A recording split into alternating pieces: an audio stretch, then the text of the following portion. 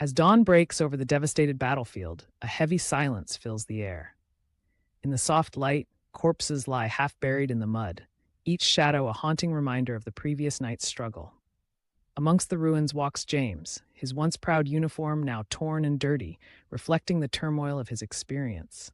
His face, smeared with grime, betrays a mix of grief and determination. He surveys the scene around him, each fallen figure a stark reminder of lives lost, and he searches for meaning in the stillness.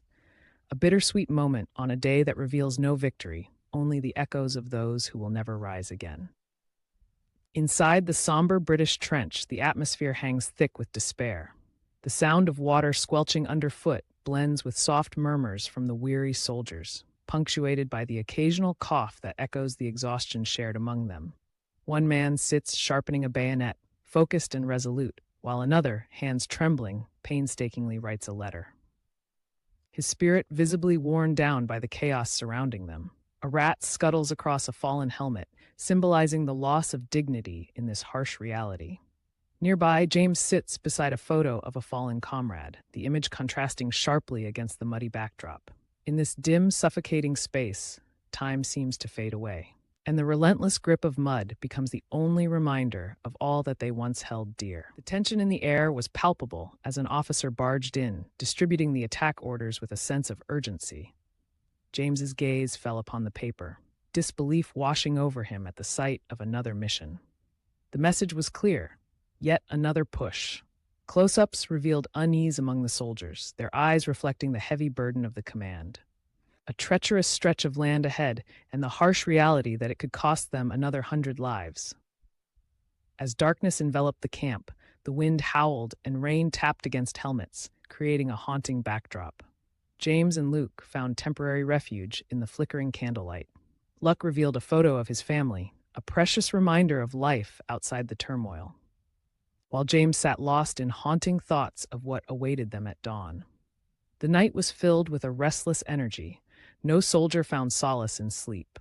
Some whispered prayers, others penned letters they would never send. James's gaze was fixated on the candle's flame, memories of fallen comrades echoing in the shadows. In those intimate moments, the weight of impending loss loomed like a specter, compelling each soldier to confront their fears and treasure their humanity amid the chaos of war. As dawn broke, the shrill sound of a whistle pierced the heavy morning air, signaling the beginning of the assault. Soldiers, faces grim and set with determination, climbed the ladders of their trenches and plunged into the thick fog, charging into a storm of gunfire.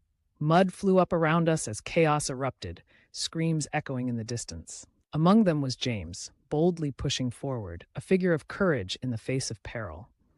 But it was in that moment that I noticed my friend Luke fall beside him, silence engulfing his body amidst the din, a stark contrast to the frenzy surrounding us. When the battle finally quieted, I crawled back into the trench, feeling like a ghost in the aftermath. The once familiar sounds of war faded into a haunting stillness, replaced by the wind and a soft drizzle that felt like tears from the sky.